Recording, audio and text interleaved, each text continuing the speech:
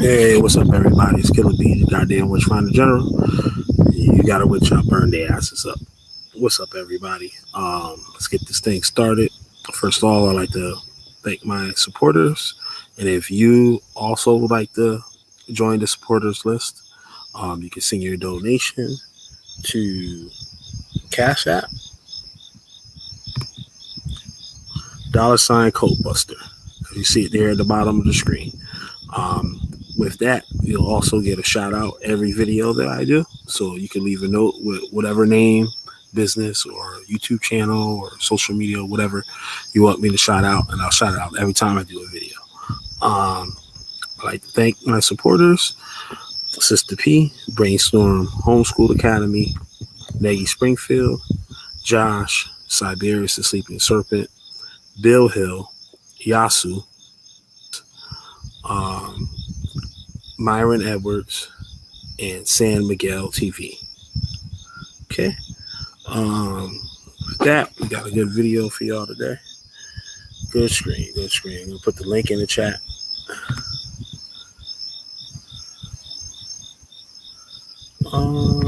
Okay.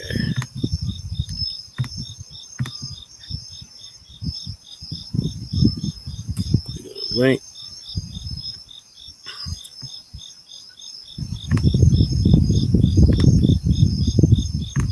I don't know. I think you guys might enjoy this one. This information I got for y'all.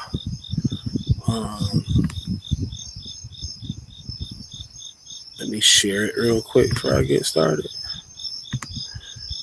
2 people in the room. All right. Let me share this thing real quick.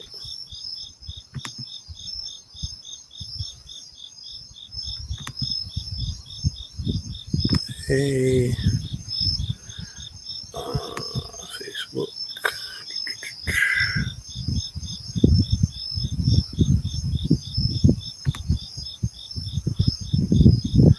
Just drop it like that.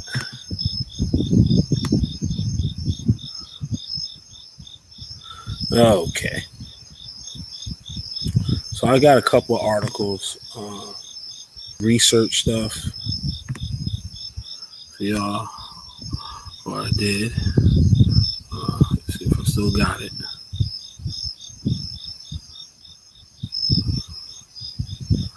Where is it? It's right here. Yeah, right here. Okay.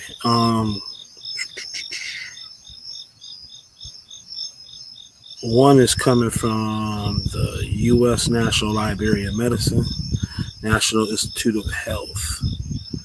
I'm going to share that with you guys tonight. Let me get this thing here. Y'all can read this on your own time. Great article. The things I'm going to be reading is going to be talking about this study that was done. Okay. So y'all got a little freebie tonight. There we go. We can learn a little history, a little Black history. And we're going to read what this, I believe he's African, I guess, or African American. Or African American doctor. On his views on how the medical world treats blacks differently from whites. What they say in the study, I truly believe is correct. I, for one, have been to the doctors on certain situations, and I felt that I was like undertreated. But as we'll see here, as we see here, there'll be a reason for it, and it's a long history of it. And some of the stuff I believe was instilled us not even consciously. You know what I mean? You could have like not be racist and actually make these assumptions, think these things are true when they're not. So pull up my first article here.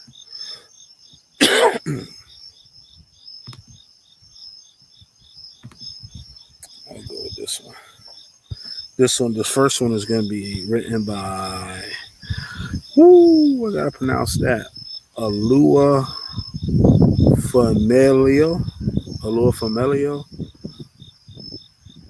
Kinlandi, MD, from John Hopkins Bloomberg School of Public Health, Baltimore, Maryland. Right? He says that a 40-something father and husband had fallen down the stairs 2 weeks earlier and was reporting chest pain and difficulty breathing. He already sought care at 2 other facilities. An x-ray obtained during his first visit was negative for rib fractures, and he was sent home with no pain medication, despite the well-documented fact that plain films are not sensitive enough to detect recent rib fractures. On his second trip to the emergency department, clinicians cited the prior negative imagery as a reason not to investigate further. Right? A black doctor, thank you, God, he said, breathing shallowly when I introduced myself as a student doctor who would be taking care of him. Please, I need you to listen to me. Instantly, my duties shifted from conducting a history and a physical to advocating for equitable health care delivery. Right? Now, I have found myself doing this in the doctor's office. Like, Leo, listen here, man. I done been here or I've been to these other places a whole bunch of times and they just keep doing the same shit and none of that shit working. Listen, nigga, you're going to have to work with me. I found a black doctor. Your ass going to have to work with me. But my doctor is African, right? I don't see that motherfucker often. But he was cool as shit. Like, you know what I'm saying? I felt like the care was much better than, you know what I'm saying, other doctors I've been to, right? The hospital care, when I've been to hospital emergency room and stuff like that, the care, I believe, has gotten a lot better. And I don't know what it is, because I used to go to, say, emergency room, or you get the dentist ain't around, so you go to the emergency room with toothache, so they're giving your ass what you need now and shit. It's not like back in the day, the motherfuckers went, here, take these Motrin and shit like that. Shit ain't gonna do nothing, motherfucker. Like, you know what I'm saying? So, like, it makes you feel like,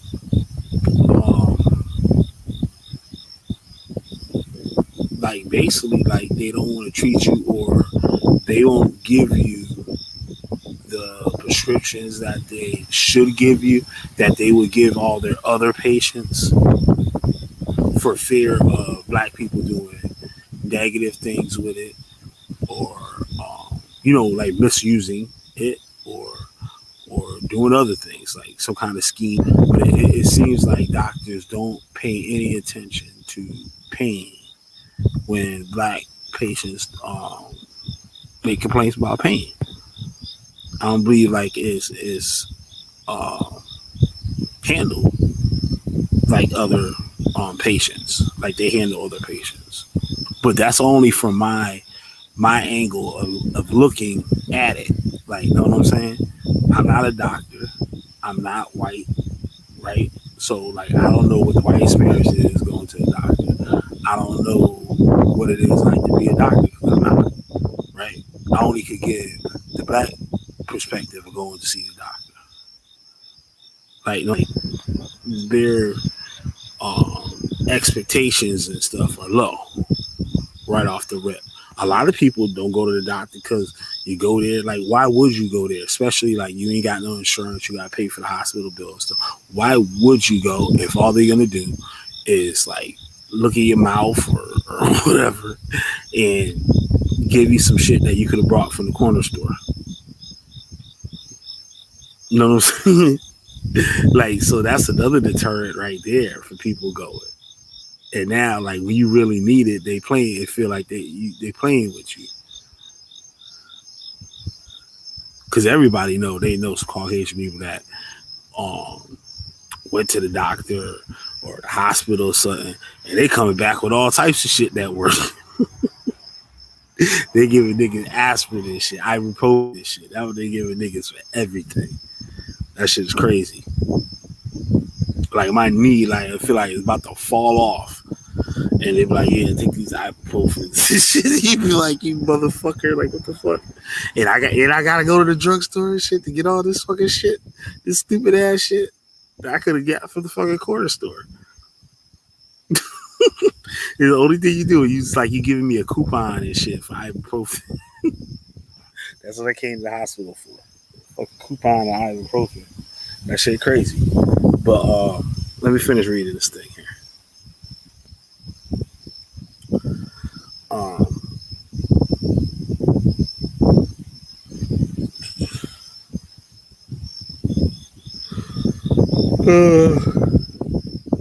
The black doctor, thank God, he said, breathing shallowly as I introduced myself, student doctor, who will be taking care of him.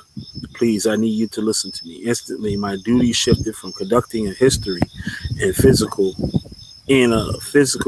to advocating for equitable healthcare delivery. I felt angry watching my patient wreathed in pain, clutching his chest with each breath, much to the dismay of his wife and 3 children. I found myself assuming the role of go-between as I presented the case to my resident and insisted on a CAT scan, which revealed 3 broken ribs. I wonder how much longer this man would have endured his agony had I not attended to him. And I hate that I'm uncertain about what his outcome would have been. The experience further fueled my pursuit of health equity research. Myth disparities and pervasive systematic inequities in healthcare have fostered bias and distorted perceptions of Black people's pain, leading to catastrophic outcomes. In 2016, this is talking about the study that I gave you. Details the ludicrous yet common belief among medical trainees that Black people have a higher pain tolerance than whites.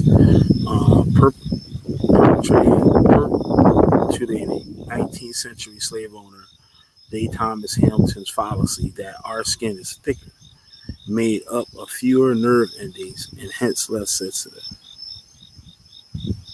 A meta-analysis of 20 years of data reflect alarming racial disparities in the treatment of pain in the United States.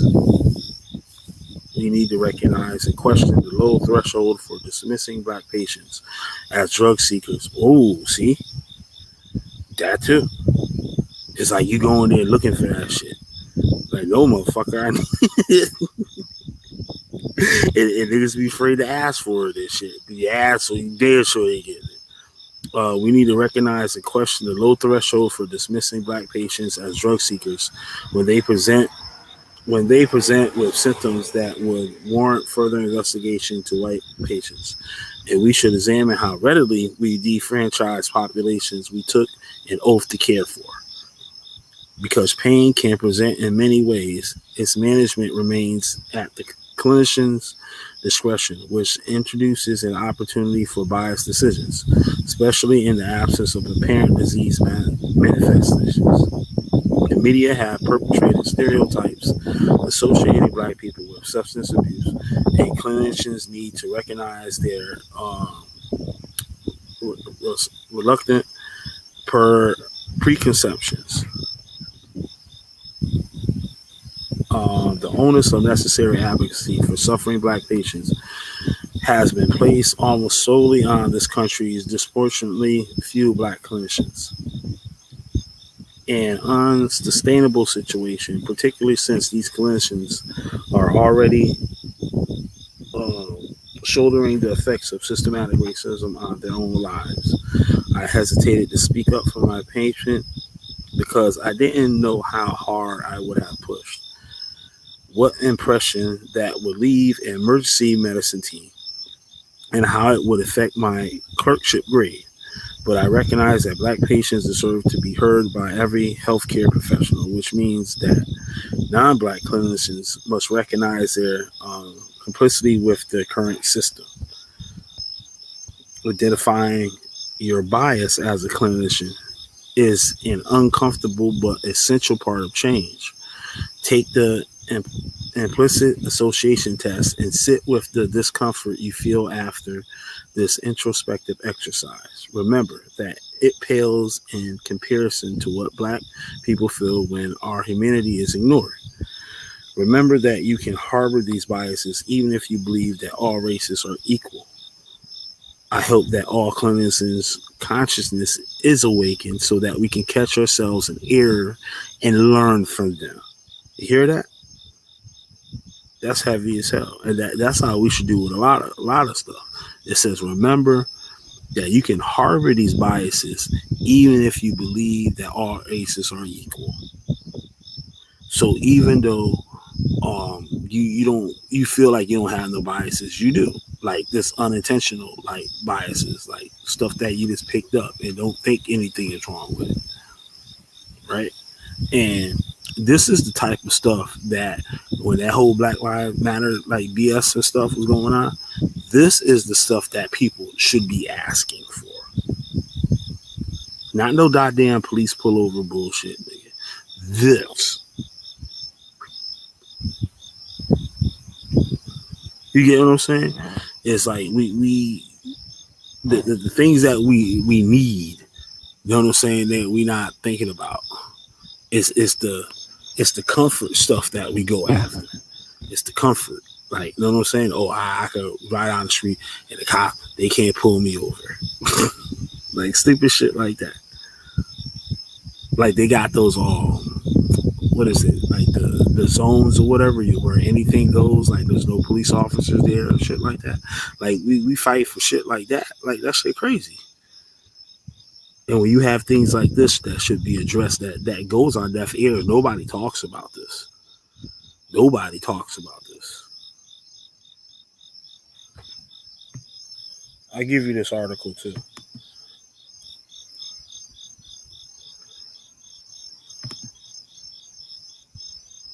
Ain't nobody up in this motherfucker. Fine with me. These are always the best videos when nobody show up. But this is good information. So you got 2 articles there, right? And I can finish reading that, I guess.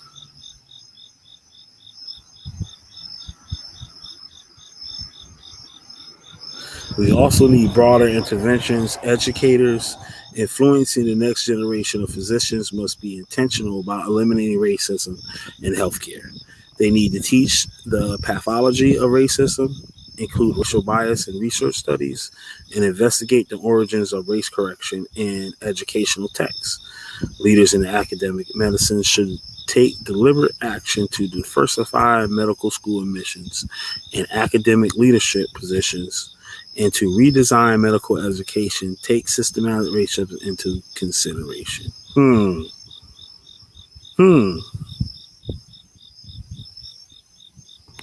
Well. So changes your outlook on things every day. Okay, what's this one I got here? This is pretty good. I'm not reading all of this. I'll share this with your thing with y'all too.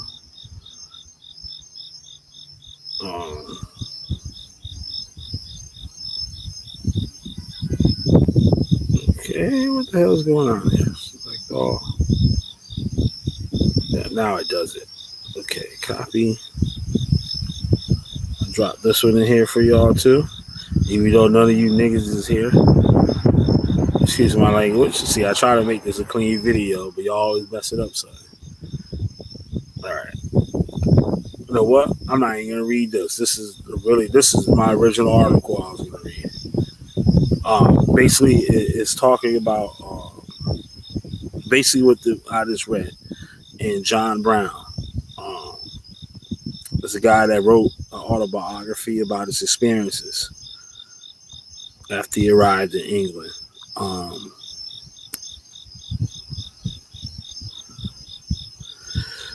It's about how he was linked to a physician, to a doctor, Dr. Thomas Hamilton. He said who was obsessed with proving that physiological differences between black and white people existed. Hamilton used Brown to try to determine how black people's skin went, believed it was thicker than white skin. Brown, who eventually escaped to England, recorded his experience in an autobiography in 1855. It said, in John's words, Hamilton applied blisters to my hands, legs, and feet, which bear the scars to this day. He continued until he drew up the dark skin from between the upper and under one. He used to blister me at intervals of about 2 weeks. This went on for 9 months, Brown wrote, until the doctor's experiments had so reduced me that I was useless in the field. Hamilton was a courtly Southern gentleman, a respected physician, and trusted in the Medical Academy of Georgia. And like many other doctors of the era in South, he was also a wealthy plantation owner who tried to use science to prove that differences between black people and white people went beyond culture and were more than skin deep, insisting that black bodies were composed and functioned differently than white bodies. They believed that black people had large sex organs and small skulls, which translated to promiscuity and lack of intelligence, and higher tolerance for heat, as well as immunity to some illnesses and susceptibility to others. These fallacies, presented as fact and legitimized in medical journals, bolstered society's view that enslaved people were fit for little outside forced labor and provided support for racist ideology and discriminatory public policies. Over the centuries, the two most persistent physiological myths that black people were impervious to pain and had weak lungs that could be strengthened through hard work wormed their way into scientific consensus. They remain rooted in modern day medical education and practice. And the 1787 manual, a treatise of tropical diseases, tropical diseases on the climate of West Indies. A British doctor, Benjamin Moseley, claimed that black people could bear surgical operations much more than white people, noting that what would be the cause of insupportable pain to a white man, a Negro would almost disregard. To drive home his point, he added, I have amputated the legs of many Negroes who have held the upper part of the limb themselves. Damn. These misconceptions about pain tolerances seized upon my... Oh, damn, this thing is disgusting. Oh. It's one of those, like, protein bars. Oh, my God. Ugh. Ugh. Sorry about that. I just had the other one that was, like, blazing. It was, like, pretty good. So I was like, yo, this one might be just as good. Nah.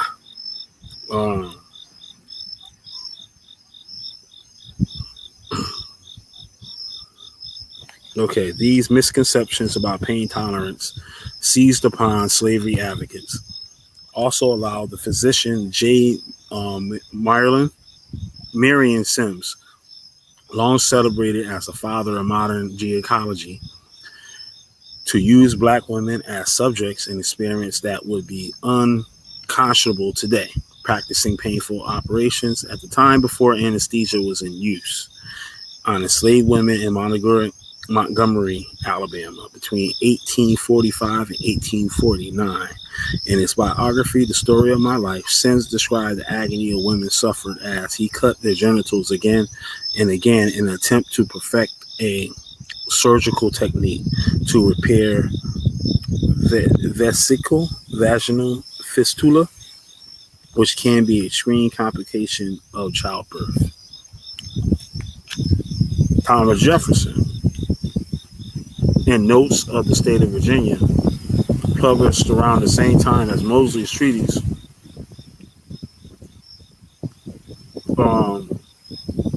listed what he had proposed were the real distinctions which nature has made, including a lack of lung capacity, In the years that follow, physicians and scientists embrace Jefferson's unproven theories none more aggressively than Samuel Cartwright, the physician and professor of diseases of the Negro in the University of Louisiana, now Tulane University. Know what's interesting, about Thomas Jefferson? Thomas Jefferson was like a show off, like, nigga and shit. Like, he just read all types of shit and just, like, he be giving his opinion on it. He got money to put that shit out there. Like, I did a video on Thomas Jefferson, like his words and stuff on different subjects. It's pretty good. That's another video that never got watched. That's right here on the channel. It's a real good video. I wanted to continue it, but I was just disgusted with the views of it. So I don't know where y'all minds is at, but a lot of y'all love the foolishness and stuff. But my foolishness videos, what y'all consider like, that type of shit y'all like. But I feel that y'all don't get it. When I make them videos that make you laugh and go, wow, oh snap, he did it again. It don't be for that. The videos have a lesson to them, but y'all don't be hearing that shit. Like now, hey, I'm giving you, I don't know, forget it. But I'm done for the night. Did I share this with you guys? Let me double check. Yeah, I did. All right, so y'all got 3 great articles. One from Medical Journal. Actually, 2 of them was from Medical Journal. Yeah, y'all. With that, I'm Killer B, the Witchfinder General. You got a witch. I burn their asses up every goddamn time. Peace.